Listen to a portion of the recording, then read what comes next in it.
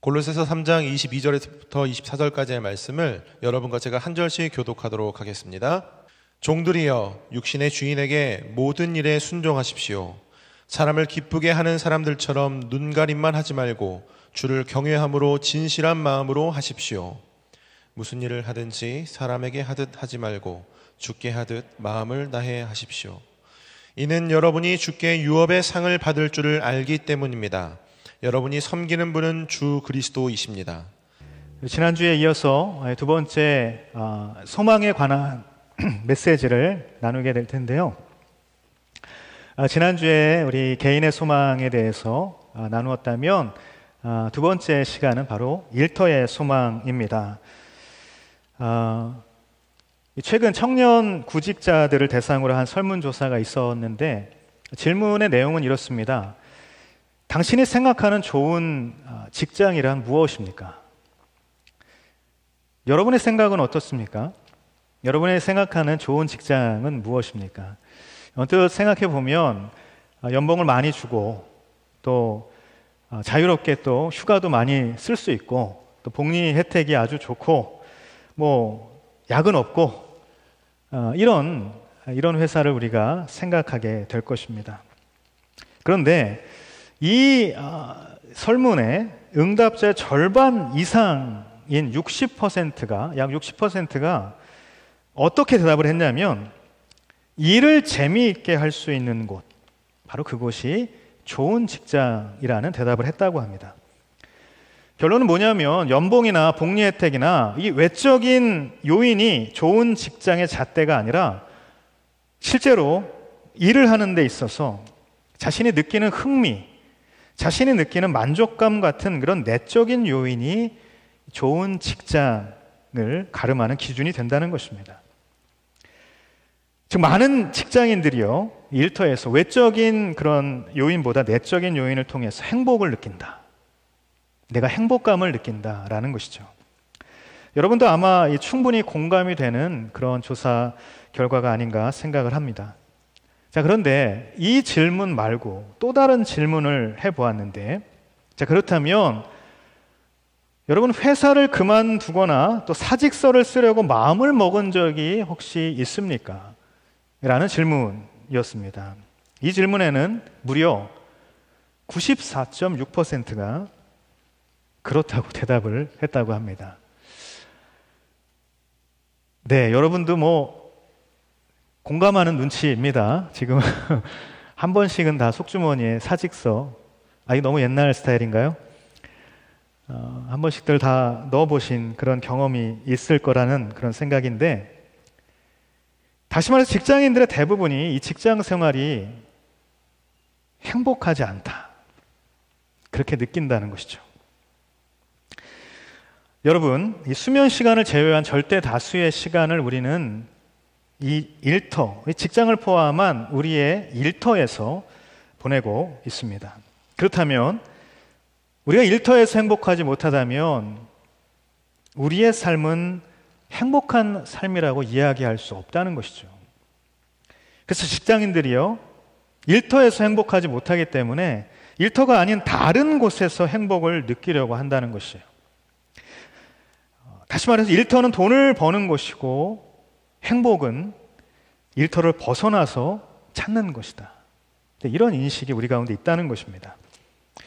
그렇다면 여러분, 우리는 이런 질문을 또다시 하게 됩니다.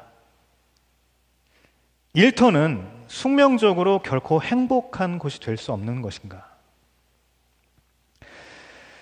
여러분, 종교개혁자 장깔뱅이라는 분이 이런 이야기를 하셨습니다. 오늘의 주제인 일터에 대해서 이렇게 이야기를 했는데, 직업은 하나님으로부터 부름받은 소명이고 일터는 그 소명을 이루는 곳이다.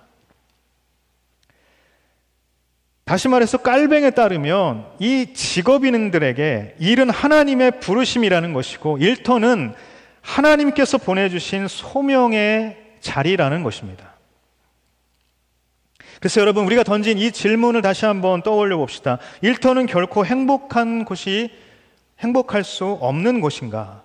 이런 질문에 대해서 결론부터 말하자면 우리는 일터에서 행복할 수 있는데, 일터에서도 우리는 행복할 수 있는데, 그것은 우리를 일터에 보내주신 하나님이 우리에게 주시는 소망을 발견할 때, 그것을 발견하면 비로소 우리는 일터에서 행복할 수 있게 된다는 것입니다.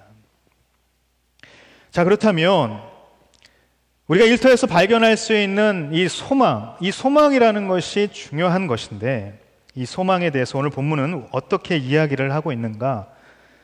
먼저 오늘 본문 일터의 소망을 우리가 발견해 나아가기 전에 우리가 가져야 할 태도에 대해서 먼저 말해주고 있습니다. 우리 22절 상반절까지만 같이 한번 먼저 읽어볼까요?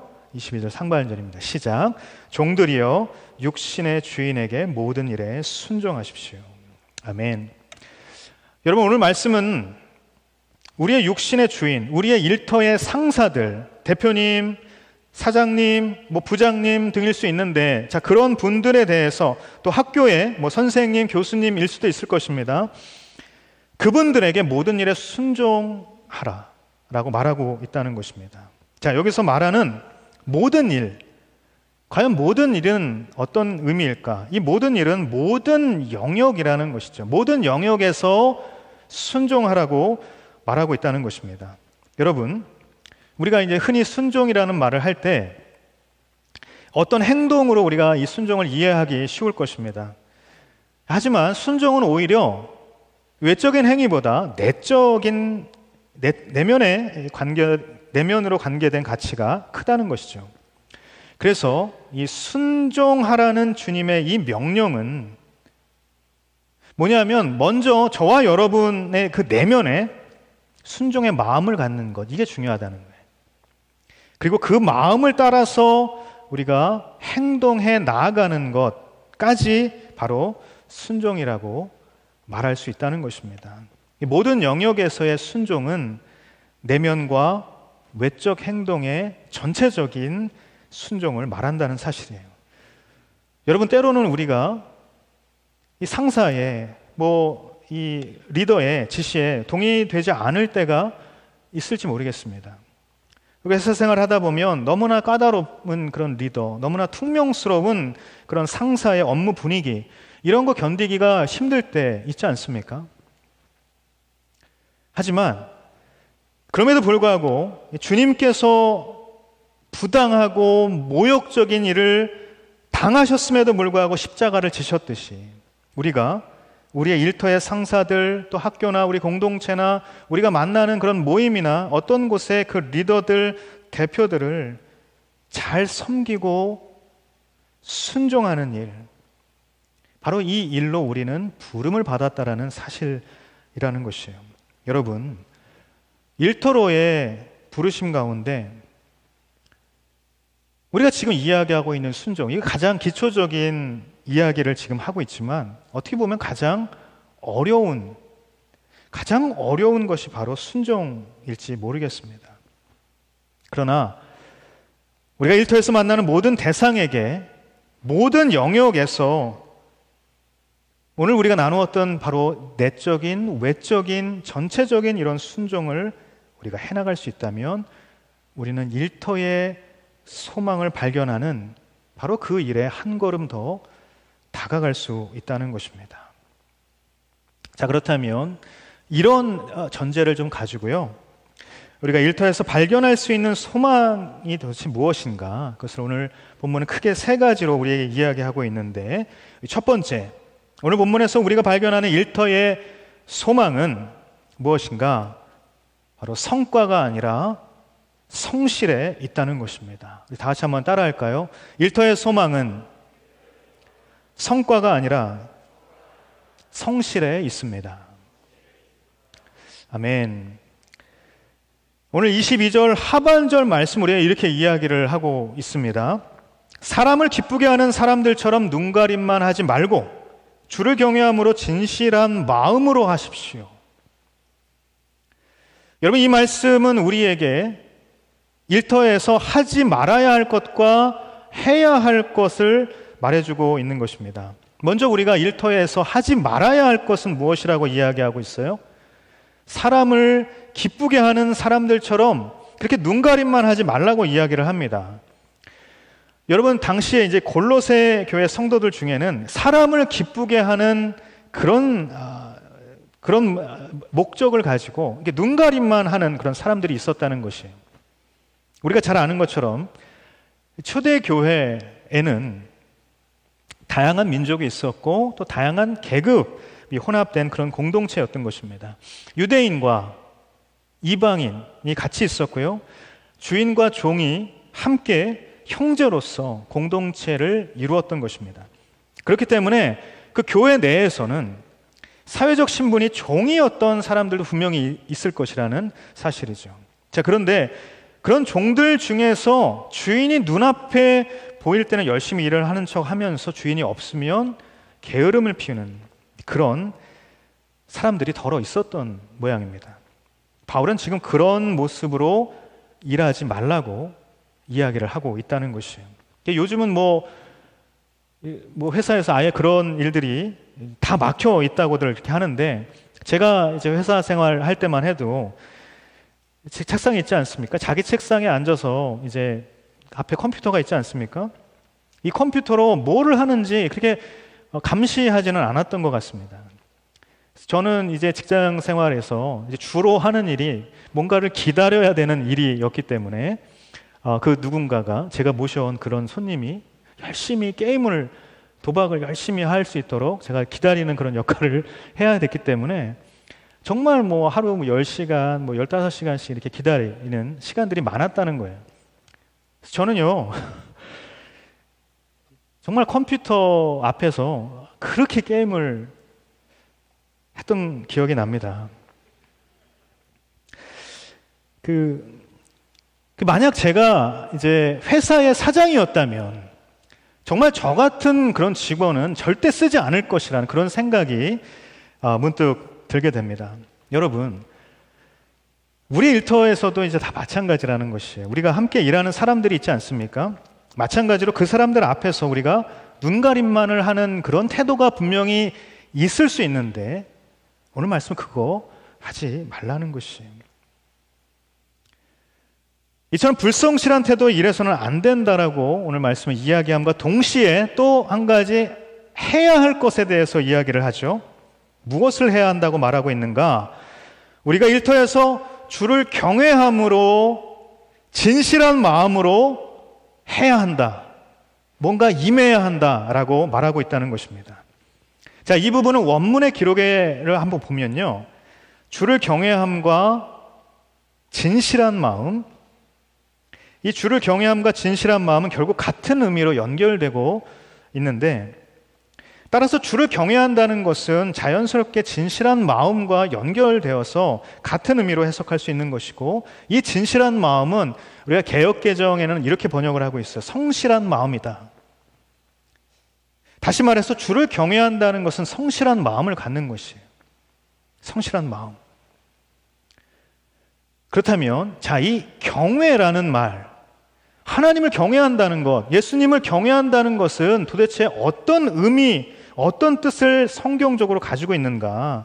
우리가 먼저 이것을 살펴봐야 할 텐데, 성경에요, 이 경외라는 단어가 가장 먼저 쓰인 곳은 어디냐면 창세기 22장입니다. 바로 아브라함이 이삭을 번제로 드리는 바로 그 장면입니다. 우리 같이 한번 읽어볼까요? 창세기 22장 12절인데요. 읽겠습니다. 시작. 천사가 말했습니다. 그 아이에게 손대지 마라. 그에게 아무것도 하지 마라. 내가 내 아들 곧 내 외아들까지도 내게 아끼지 않았으니 이제 내가 하나님을 경외하는 것을 내가 알았노라. 아멘. 여러분, 하나님께서는 아브라함을 칭찬하시면서, 야, 너 그 외아들까지도 그렇게 아끼지 않았으니까 이제 네가 나를 경외하는 걸 내가 알겠다. 이렇게 칭찬을 해주신 것입니다. 이 말씀에 의하면 여러분, 하나님을 경외한다는 것은 어떤 의미인가? 그것은 내 것을 아끼지 않는 것, 내게 가장 소중한 것이라도 할지라도 그것을 아끼지 않는 것, 그리고 하나님을 아끼는 것, 하나님의 뜻을 더 아끼는 것, 하나님께서 말씀하신 것 더 아끼는 것, 이것이 경외라고 말하고 있다는 것입니다. 그렇다면 여러분, 이것을 우리의 일터에서 어떻게 적용해서 생각해 볼 수 있을까요? 여러분, 일터에서, 직장에서 내가 아끼는 것들이 있지 않습니까? 내게 소중한 것들이 있지 않습니까? 성공하고 싶지 않습니까? 돈 많이 받고 싶지 않습니까? 인정받고 싶지 않습니까? 성취하고 이루어내고 내가 이 회사에서 무언가 해보고 싶지 않습니까? 다들 그런 마음들이 우리 가운데 있다는, 이게 내가 아끼는 것이라는 거예요. 내가 소중하게 생각하는 거라는 것입니다. 따라서 내가 성공하는 거, 인정받는 거, 일터에서 무언가 이루어내는 거, 이것을 아끼지 말고, 이것을 아끼지 않고 하나님을 더 아끼는 것, 하나님의 영광을 드러내는 그 일을 더 아끼는 것, 그것을 더 위해서 하는 것, 이게 바로 경외라는 거예요. 그러므로 오늘 말씀의 의미를 전체적으로 다시 한번 풀어보자면, 나 스스로를 포함해서 사람들, 그 사람을 기쁘게 하는 그런 일들이 아니라 하나님이 원하는 것, 하나님을 기쁘시게 하는 것, 그것에 대해서 우리가 마음에 품는 것, 이게 바로 주를 경외하는 진실한 마음으로 일하는 것이다 라고 이야기하고 있다는 것입니다. 그렇다면 여러분, 하나님이 원하고 하나님을 기쁘게 할 수 있는 그 마음, 이거는 도대체 어떻게 품을 수 있는 것인가? 우리가 이것을 위해서 우리는 하나님께서 어떤 분이신가를 먼저 알아야 돼요. 하나님께서는 어떤 분이시냐면, 하나님은 중심을 보시는 분이라는 사실을 우리가 기억해야 하는 것입니다. 여러분, 하나님은요, 결과보다 과정을 보시는 분입니다. 하나님은 외적인 성과가 아니라 내적인 성실을 보시는 분이라는 사실입니다. 아니, 목사님, 사회생활 해보셨다면서 여기서 내가 이렇게 회사에서 성과 내야 되고 결과 내야 되는 거 뻔히 알고 있지 않습니까? 여러분, 이렇게 이야기를 할 수 있을 거예요. 우리가 일터에서 성과를 내야 하고 결과를 보여줘야 하는 거 현실 맞습니다. 그러나 그렇기 때문에 우리는 더더욱 결과가 아니라, 성과가 아니라 그 과정과 성실을 보시는 주님을 더욱더 바라보아야 한다는 것이에요. 왜냐하면 결과의 주인은 하나님이시기 때문입니다. 성과의 주인은 바로 하나님이시기 때문이라는 것입니다. 여러분, 하나님께서는 믿는 자나 믿지 않는 자 모두에게 어떤 은사를 다 주신 것입니다. 크리스천만 은사가 있는 거 아니라는 거예요. 다시 말해서 직장 속에서 크리스천보다 훨씬 능력이 뛰어난 불신자도 있을 수 있다는 것이죠. 그런데 우리가 이렇게 생각을 할 때가 있다는 거예요. 도대체 저 인간은 교회도 안 다니고 예수도 안 믿는데 왜 이리 능력도 뛰어나고 왜 이렇게 인정도 받는 것이지? 나는 교회도 다니는데, 나는 예수도 믿는데 왜 나는 능력도 없는 것 같고 왜 나는 인정도 못 받는 것일까? 우리가 이런 생각하게 된다는 것입니다. 제가 이제 중학교 시절에 정말 제가 진짜 이해가 안 됐던 것이 있는데요. 난 진짜 열심히 교회를 다녔어요. 그 어린 것이 정말 막 열심히 교회를 다녔던 거 아니겠습니까? 근데 저는 열심히 교회를 다니는데 쟤는 불교 신자예요. 교회도 안 다니고 심지어 굉장히 불교 신자예요. 불교를 믿는 아이인데 왜 맨날 쟤만 1등을 하는가? 이게 그 어린 나이에 정말 도무지 이해가 되지 않았고 굉장히 심각하게 그렇게 고민했던 기억이 있습니다.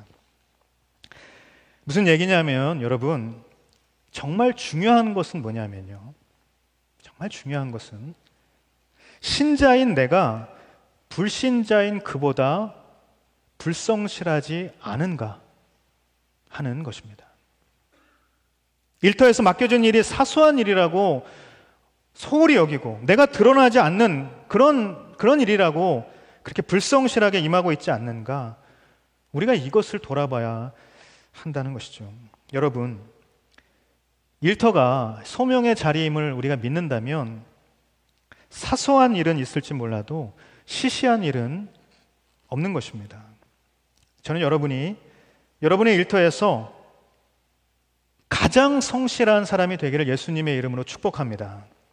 여러분, 모든 열매는요, 하나님께서 주시는 것이고 성과든 결과든 그것은 오직 하나님만이 허락하시는 것입니다. 따라서 하나님의 관심은 결과에 있지 않고 우리의 과정, 그 성실한 마음의 중심에 있다는 것입니다. 결과만 중요시하는 성과주의는요, 결국 과정의 성실함 앞에서 반드시 무릎을 꿇게 될 거라는 사실입니다. 그러므로 여러분, 우리가 일터에서 행복할 수 있는 근거는 우리를 그곳에 보내시고 성과가 아니라 성실로 부르시는 하나님이 계시기 때문인 것입니다. 여러분, 바로 이것이 일터에서 발견하는 소망이고 그 소망으로 충만할수록 우리는 저와 여러분이 있는 바로 그 일터에서 행복할 수 있게 될 것입니다. 저는 여러분이 여러분의 일터에서 성과가 아니라 성실로 부르시는 그 하나님께 소망을 두게 되기를 예수님의 이름으로 축복합니다. 계속해서 오늘 본문 23절 말씀을 같이 한번 읽어보도록 할까요? 23절입니다. 시작. 무슨 일을 하든지 사람에게 하듯 하지 말고 주께 하듯 마음을 다해 하십시오. 아멘. 다시 한번 읽어볼까요? 시작.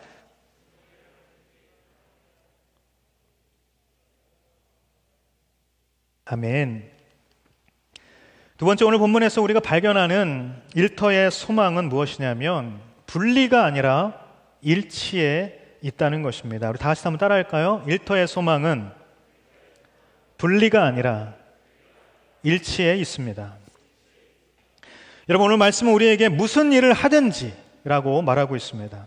여러분, 이 말은 일터에만 국한해서 생각하기보다 우리가 조금 더 개념을 확장해서 우리가 살펴보는 것이 좋은데, 무슨 말이냐면 많은 크리스찬들이요, 신앙생활과 직장생활을 분리해서 생각하고 그렇게 행동을 하려고 한다는 것입니다.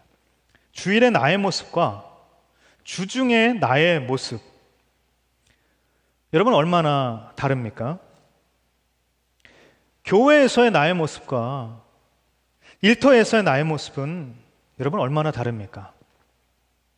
여러분, 하나님께서는 우리에게 신앙에 관한 일은 거룩하게 하고 직장에 관한 일은 거룩하지 않아도 된다, 이렇게 말씀하신 적이 없다는 것이에요. 따라서 무슨 일을 하든지 사람에게 하듯 하지 말고 주께 하듯 하라 라는 이 말씀은 그것이 신앙의 영역이든 그것이 삶의 자리이든 일의 영역이든 마음을 다하여서 주께 하듯 하라라고 말씀하는 것입니다. 여러분, 여기서 우리가 마음을 다한다라는 말은 전심이라고 말할 수 있겠죠. 주께 하듯 하라는 것은 앞서 우리가 나눈 것처럼 진실한 마음인데, 성실한 마음인데 그 마음으로 행하는 것을 뜻하는 것인데, 그러므로 주님을 향해 진실한 마음이 있는 사람만이 전심으로 살아갈 수 있다는 것이에요. 신앙의 영역이든 삶의 영역이든 일터이든 직장이든 그 어떤 곳이든 간에 우리가 전심으로 살아갈 때 교회와 일터가 분리되지 않고 주일과 주중의 삶이 분리되지 않게 된다는 것이에요. 작년에 이 코로나가 터지고 나서요, 이 코로나 초기 시절에 이 교회가 대면 예배를 하지 못하고 이 정부가 그 모든 예배를 이제 셧다운 시켰을 때가 있지 않습니까? 참 많은 이야기들이 교회 내에서 그리고 사회적으로 있었습니다. 그런데 그때 이 부산의 샘터 교회라는 곳이 있는데, 이 교회의 안중덕 목사님께서 쓰신 한 글, 이 페이스북에 올린 한 글이 굉장히 큰 화제가 되었었습니다. 뭐 여러 부분들이 있지만 특별히 이제 대면 예배에 대한 부분만 오늘 이야기를 좀 하자면 이렇게 쓰여져 있습니다. 자막이 준비되어 있을 텐데요. 대면 예배를 하지 말라는 것은 언제 어디서나 하나님을 바라보라는 뜻입니다. 위안을 얻거나 사람에게 보이려고 예배당에 가지 말고 천지에 계신 하나님을 예배하라는 말입니다. 어디서나 고요하게 하나님을 대면하면 그의 나라와 그의 뜻에 가까이 이르게 될 것입니다.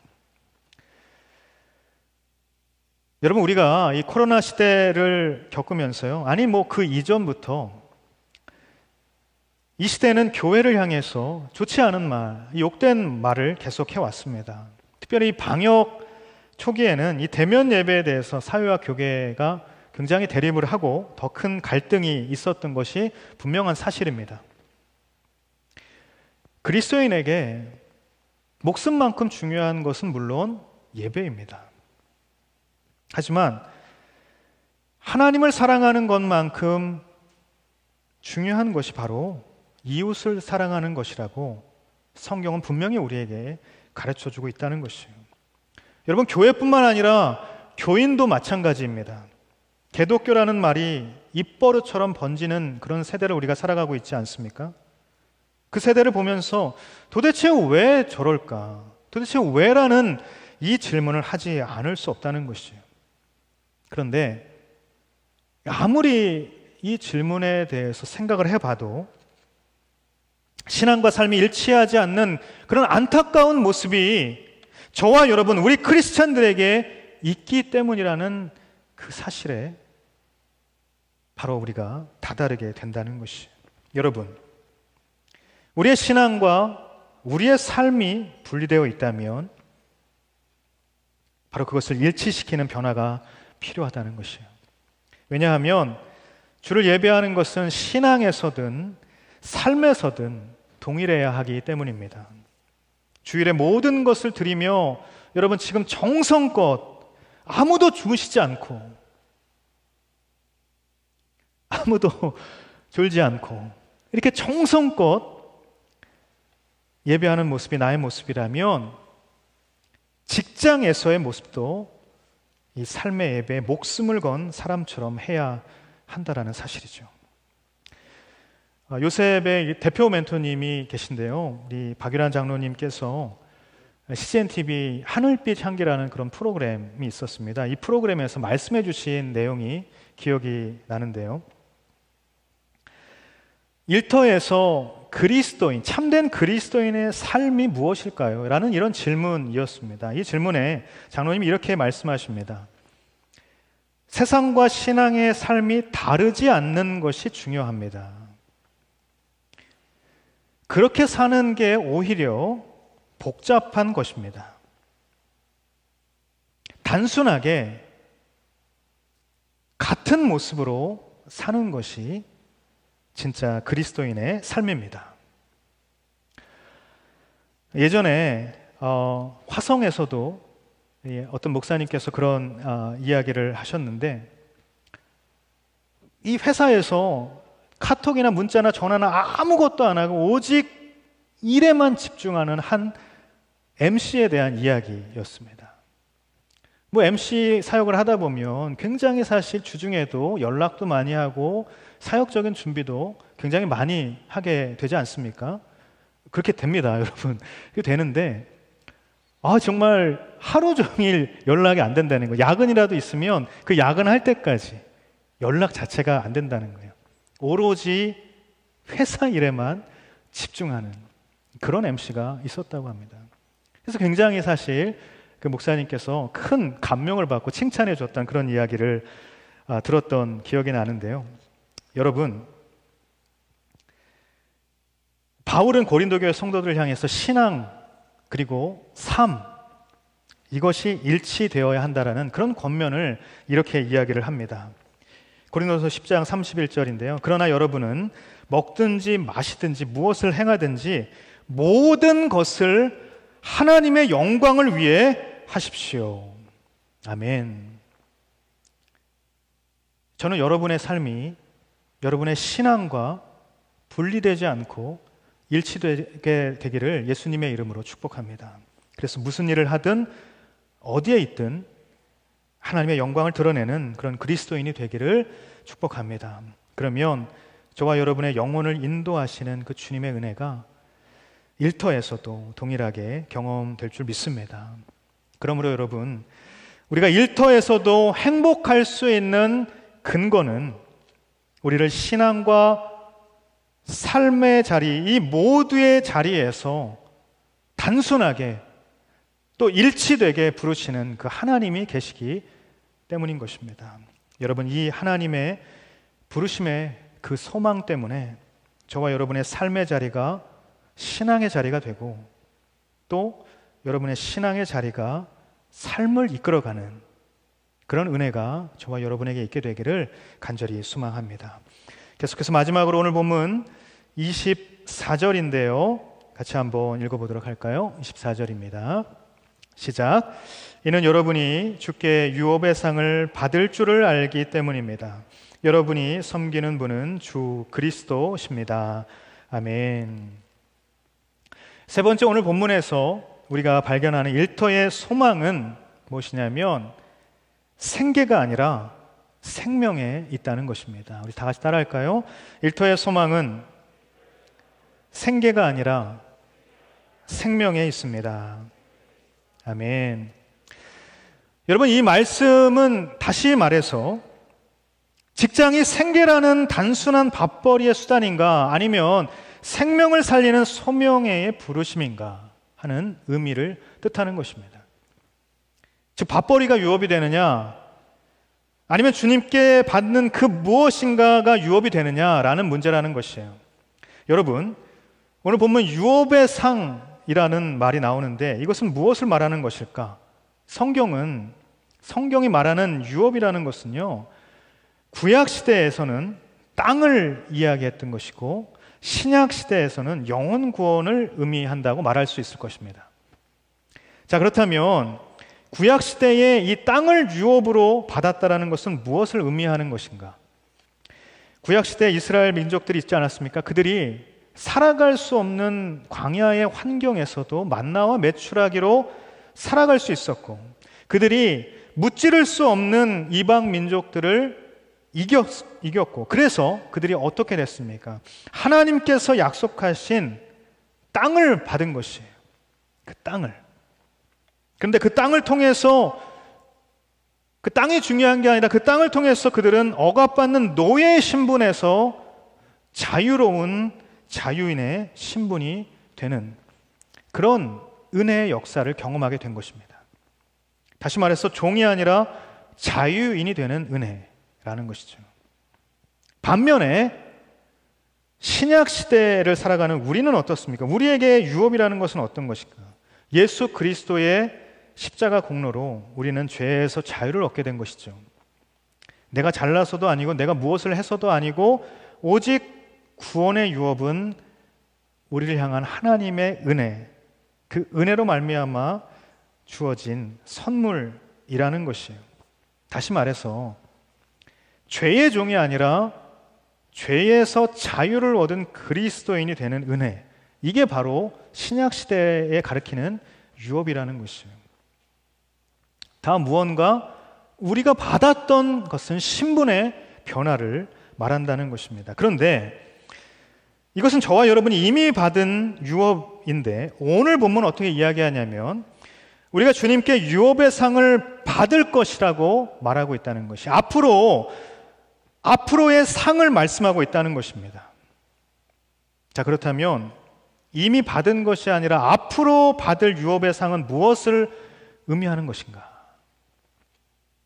우리를 일터로 부르신 분께서, 그 하나님께서 우리에게 예비하신 부르심에 합당한 상, 바로 그것이 있다는 사실을 말해주고 있다는 것이죠.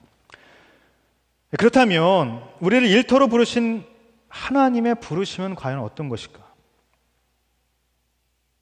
그것은 뭐냐면 그 일터가 하나님의 나라가 되고 그 일터의 사람들이 하나님 나라의 사람들이 되는 것을 의미하는 것입니다. 바로 이것이 우리가 직장이나 일터를 단지 생계의 수단이 아니라, 생계를 유지하는 그런 방편이 아니라 우리를 부르시는 하나님의 소명의 자리로 인식해야 하는 이유가 되는 것입니다. 그러므로 생계 때문에 일터에 있는 것이 아니라 부르심 때문에 일터에 있다는 것을 우리는 기억해야 할 것입니다. 그리고 그 부르심에 합당한 자에게는 부르시는 하나님의 예비하신 유업의 상이 기다리고 있다는 것이에요. 요즘 프리미어 리그에서 손흥민 선수의 재계약 논쟁이 굉장히 심해지고 있는데 점점 후끈후끈 달아오르고 있습니다. 현재 소속팀이 있는데 관심이 없는 많은 자매분들 계시겠지만 이 현재 소속팀이 재정난 때문에 이 손흥민을 도대체 붙잡을 수 있느냐, 그에 합당한 연봉을 줄 수 있느냐, 그런 능력이 되느냐, 막 이런 이야기가 있어요. 그래서 연봉을 줄 수 있는 그런 더 돈이 많은 클럽으로 이적을 해야 하는 것이 아니냐, 뭐 이런 이야기들이 있다는 것이에요. 자, 이처럼 프로 선수는 뭐냐면요, 프로 선수는 이 프로 선수를 불러들인 그 클럽에게 연봉을 받게 되는 것입니다. 부른 클럽이 연봉을 주는 것이에요. 상을 주는 거예요. 돈을 주는 거예요. 마찬가지로 우리가 취업을 해도 마찬가지입니다. 회사의 사장이나 회사의 대표로 부름을 받아 우리가 직장에 다니게 된다면, 그분이 합격시켜서 다니게 된다면 우리는 사장님이나 그 대표님이 정한 그런 연봉 받게 되는 것이에요. 다시 말해서 부름을 받은 자는 부른 자에게 그 상급을 받는 것이 당연하다는 것입니다. 여러분, 저와 여러분은 누구의 부름 때문에 여러분이 있는 삶의 자리에 있습니까? 여러분이 있는 직장이나 일터에 있는 것입니까? 또한 여러분은 누구의 부름을 기다리며 구직을 하고 있는 것입니까? 회사가 나를 써주는 것입니까? 대표가 나를 뽑아주는 것입니까? 물론 그렇기도 하지만 그것은 궁극적으로 아닌 것이죠. 여러분, 저와 여러분은 하나님이 부르셨기 때문에 그 일터에 있는 것이고, 하나님이 부르시는 일터를 우리가 또한 구하며 그렇게 기도하고 있다는 것이에요. 그래서 오늘 말씀은 어떻게 이야기하고 있냐면, 여러분이 섬기는 분은 주 그리스도이십니다. 그러므로 여러분, 우리가 일터에서 받을 유업의 상, 이것은 우리가 섬기는 주님께서 주시는 그 유업의 상은 그분의 나라와 그분의 영광을 우리가 그 일터에서 드러내게 될 때 하나님께서 주시는 상급이라는 것입니다. 일터를 하나님 나라 되게 할 때, 일터의 사람들을 하나님의 사람들이 되게 할 때 우리에게 주시는 상이라는 것이죠. 여러분, 나의 생계를 위한 부르심이 아니라 누군가의 생명을 위한 부르심이 저와 여러분의 일터의 소망이 될 수만 있다면, 그 생명의 비전과 소망 안에서 우리는 일터에서도 행복할 수 있는 그런 부르심의 사람들이 될 것입니다. 그러므로 여러분, 우리가 일터에서도 행복할 수 있는 마지막 근거는 우리의 생계뿐만 아니라 우리를 하나님의 나라의 생명으로 부르시는 그 하나님이 계시기 때문입니다.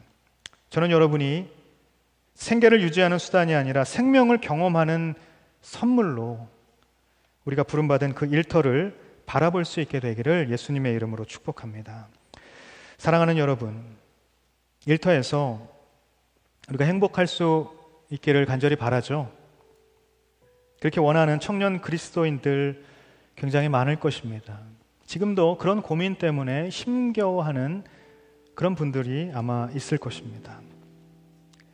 일터에서 행복할 수 있기를 간절히 원하는 그런 청년 크리스찬들에게, 그러나 현실의 벽, 현실의 담은 크고 높아만 보일 수 있을지 모릅니다.